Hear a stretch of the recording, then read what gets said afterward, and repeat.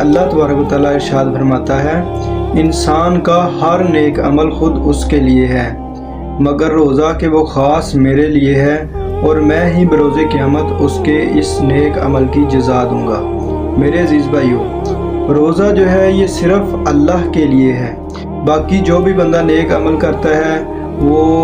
اس کا اجر اللہ تبارک و تعالیٰ فرشتوں سے کہتا ہے کہ اس کا اجر جو ہے وہ لکھ دو۔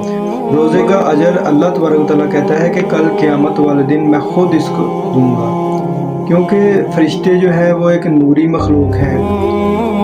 آپ جانتے ہیں وہ کھاتے پیتے نہیں ہیں،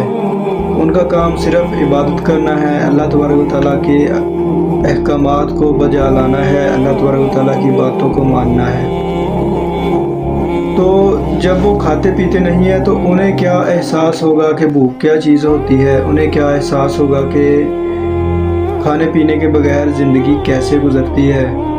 تو اسی وجہ سے اس چیز کا احساس، اس چیز کا پتہ صرف اللہ تبارک و تعالیٰ کی ذات کو ہے، یا اللہ کے اس بندے کو ہے جو بھوکا پیاسا رہ کر اللہ کے حکم کی تعمیل کرتا ہے، اللہ تبارک و تعالیٰ کے حکم کو مانتا ہے۔